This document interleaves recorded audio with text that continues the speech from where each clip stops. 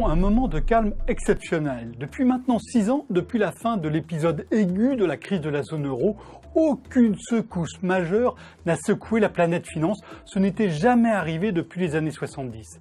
En effet, depuis maintenant 40 ans, les craquements financiers n'ont jamais cessé.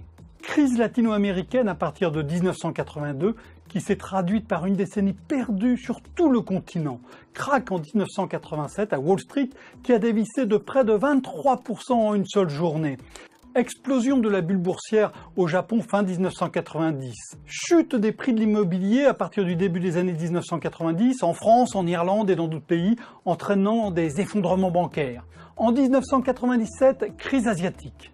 Explosion de la bulle Internet en l'an 2000. Effondrement du peso argentin l'année suivante et encore l'année d'après du réal brésilien. Ensuite, longue séquence des subprimes avec des faillites bancaires aux États-Unis et en Allemagne en 2007. Et puis évidemment le feu d'artifice Lehman Brothers en 2008. Alors évidemment, on pourrait se rassurer, se dire que nous avons appris de nos erreurs et que la finance est maintenant sur un long fleuve tranquille. Ce n'est hélas pas vrai. Pour éviter que la faillite Lehman Brothers ne plonge le monde dans une profonde récession, les banques centrales ont en effet adopté des politiques extrêmement accommodantes qui ont fatalement entraîné de nouveaux déséquilibres.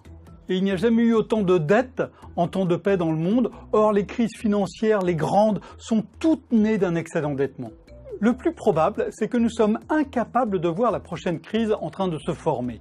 Rahim Caruana, le directeur de la Banque des règlements internationaux, qui est en quelque sorte la banque centrale des banques centrales, l'a très bien expliqué l'an dernier, je le cite, « Chaque crise a été permise par une incompréhension collective qui a créé un angle mort sur le risque. » Les pays ne font pas faillite, avait proclamé un banquier de Wall Street au début des années 1980. Le Mexique puis le Chili, en faisant faillite, ont montré qu'il avait tort. Autre exemple, un pays avancé ne peut pas faire faillite, pensait-on en Europe, jusqu'à ce que l'effondrement de la Grèce montre qu'il n'en était rien. Encore un autre exemple, un produit financier noté AAA ne peut pas faire faillite, croyait-on dans la finance mondiale, jusqu'à ce que des milliers de produits notés AAA fassent faillite en 2007-2008. Quelle est notre incompréhension collective aujourd'hui ?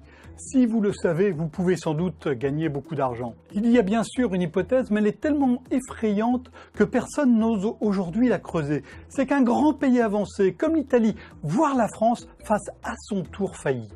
C'est évidemment loin d'être sûr, mais ce qui est certain, c'est que dans les prochaines années, nous connaîtrons à nouveau une violente tempête financière.